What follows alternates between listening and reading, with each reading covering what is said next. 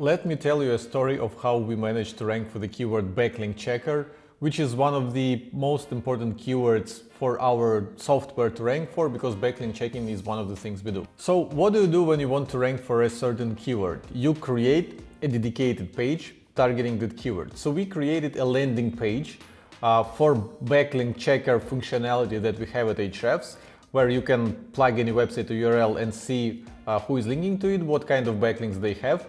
But on that page, we described the backlink checking functionality. We had everything figured out: title, headline, texts, images, everything was there. But instead of giving people a backlink checker tool, we gave them a button to sign up for our $7 trial. And I don't think that page that we have created ranked anywhere above position number 8. I think position number 8 was the top spot that it managed to get to. And we tried everything. We did all the on-page SEO. Like I said, we used the term backlink checker and all the relevant keywords in the content of the page. We optimized the speed of the page. We optimized the images. We did some internal linking. We bought some paid traffic from ads. And we did some outreach to promote the page in the community and to get some backlinks to that page, which we did. People started linking to that page. We also played with the title of the page and meta description, because this is what reflects in your search snippet, and we were hoping that we can make a more eye-catchy snippet and people will start clicking on us and we will raise in the search results. None of that worked. Like I said, the page never ranked above position number 8. So what we've noticed is that the pages that ranked top 5 were actually free tools. So what is the intent of people looking for backlink checker? They want a backlink checker. They want to check their backlinks. They want to see where backlinks to a specific URL or domain or subdomain are coming from. This is when we realized that our only way to rank for that keyword is to also create a free tool. So what we did, we almost didn't change anything about that landing page. It was still optimized in the same way, but it still had mostly the same text that it used to have. But instead of that button that was asking people to sign up for a $7 trial, which a pretty big commitment, and I'm sure a lot of people were closing the page right after entering it from search results, because they were looking for backlink checker tool and we offered them a tool but a paid one, and they were not ready for that commitment yet. So yeah, no surprise they were closing our page. And instead of the button, we created an input form where you can put your domain or URL, click search, and we would show you the backlinks. Basically, we created a tool based on that landing page. What happened next? And I invite you to take the URL of our backlink checker tool and put it into Ahrefs to see the dynamic of how the search traffic to it was growing. So before we switched the landing page to a free tool, the traffic was plateauing. Like I said, we never ranked above position number 8 for keyword backlink checker, and we didn't rank for a lot of other keywords. But then once we replaced the page with the tool, people started using it. I think Google saw the engagement. Google saw that people are no longer clicking the close button and they are staying on the tool, they keep using it. So that page, that tool, shot up to position number 1 for the keyword backlink checker. But not only that, if you look at the number of keywords that this page is ranking for, because pages don't just rank for one keyword alone, pages rank for all the relevant keywords. Free backlink checker, backlink checker tool, how do I check my backlinks, etc. And our free tool started ranking for all of it and started generating tons of traffic for all the keywords relevant to backlink checking. In fact, when someone noticed that we replaced the landing page with the tool and that the tool shot up to position number 1, someone tried to even negative SEO us, so they pointed a lot of super low quality backlinks to that page specifically. And we had a dilemma: should we disavow those links or should we do nothing? We ended up doing nothing, and the page still stays at position number 1, so even negative SEO attack of low quality links couldn't do anything to that page.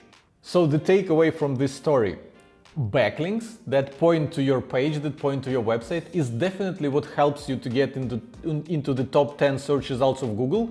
But from there, I am pretty sure that Google has some ways to track behavioral factors, like what search results people are clicking on. Do they stay on this page or do they bounce? Do they refine their search to find some other search results? Or they might even take the data from Chrome. Are people staying because they own Chrome? Are people staying on that page?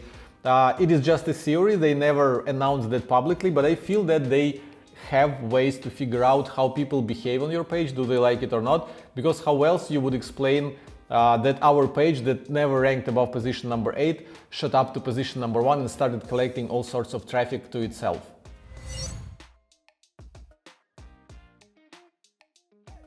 This year was the first time that we attended BrightonSEO, which I believe is one of the largest, if not the largest, SEO conference in the world. I believe that this September it was attended by some 4,000 people. And when I said we went to the conference, I actually mean that we sponsored the conference. And I will probably do more episodes of sponsoring conferences if that is interesting to you. Please leave your comments.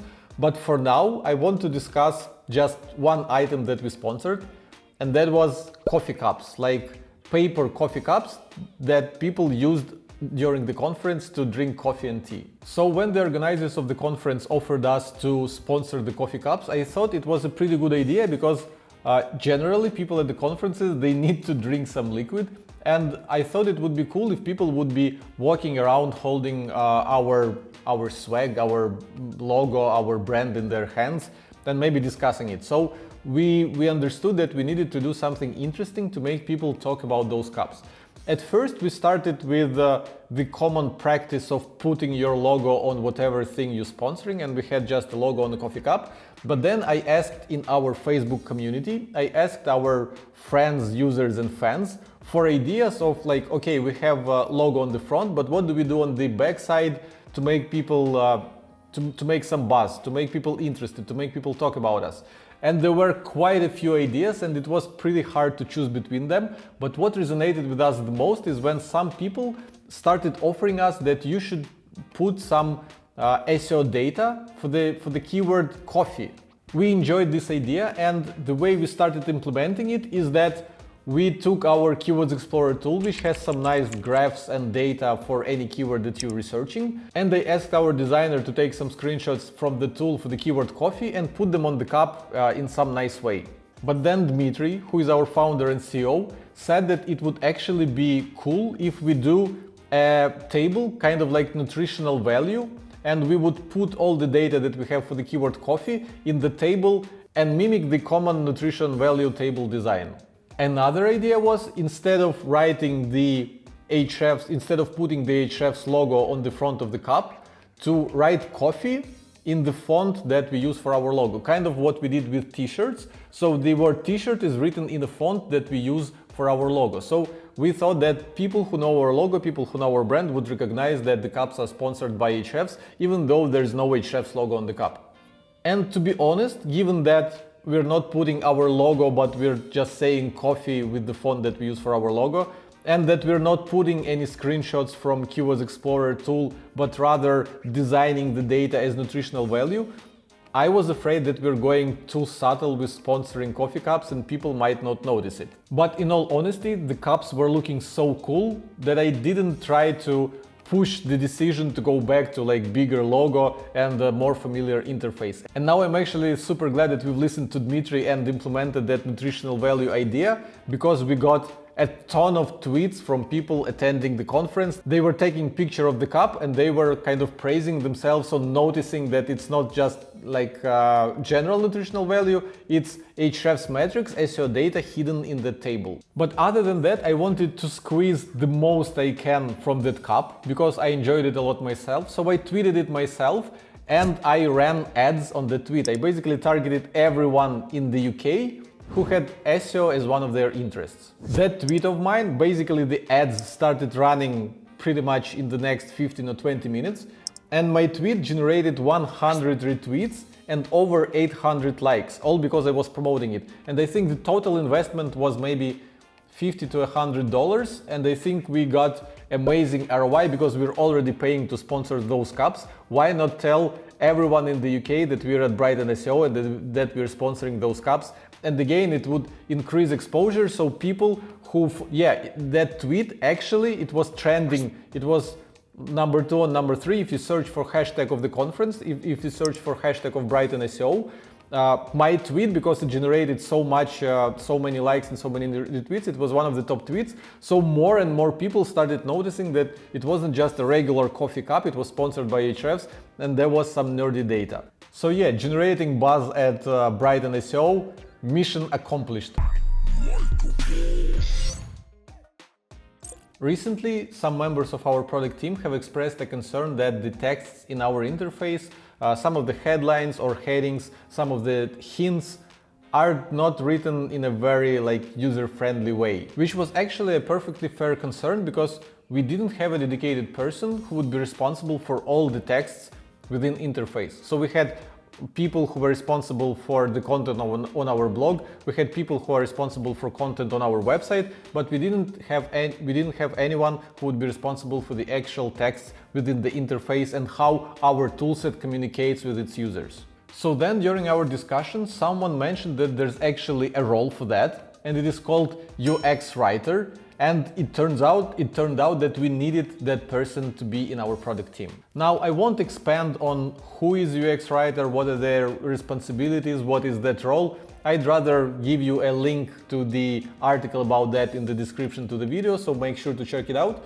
But we understood that we needed one, so we started researching that role. We tried to understand what are the responsibilities of that role to be able to write a job description, which we did. But actually, shortly after publishing the job description on our own website and announcing internally that we are looking for a UX writer, and if anyone has any skilled copywriters, UX writers among their friends, they are free to recommend them. One of the members of our content marketing team, hello Rebecca, has stood up and offered herself for this position. So yeah, Rebecca was, I think, our best writer. She's really good with words, and when she took over our Twitter account, the engagement visibly improved. So everyone actually agreed that Rebecca was a very good fit to work on the text within our interface and make them more user-friendly, make sure that people do understand what they're seeing. And at the same time, we realized that we don't need to go through a process of interviewing a lot of people,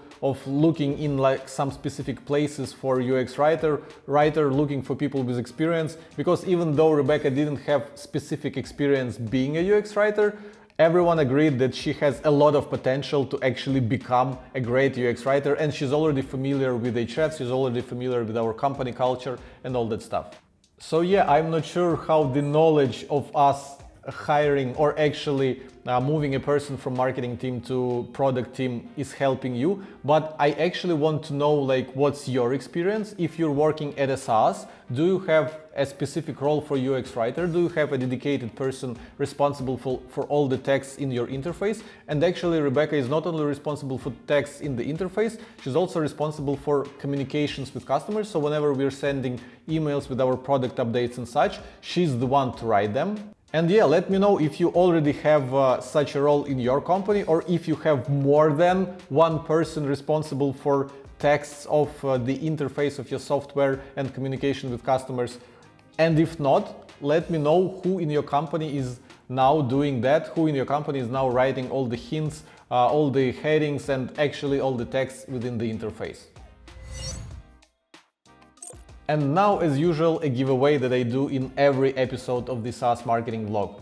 If you want to have a 30-minute Skype call with me to talk about the marketing in your company, to talk about your online business, please leave a comment under this episode with anything you want to say. It can be criticism on the things that I've said, you could expand on some of the things that I mentioned, or you can just make fun of me. I don't know, just make sure if you want to enroll yourself in the contest, please add hashtag Team30 to your comment so that I would know that you want to participate in the giveaway of 30-minute consultation with me. That's it. I'm looking forward to your comments, and I'll see you in the next episode. Bye!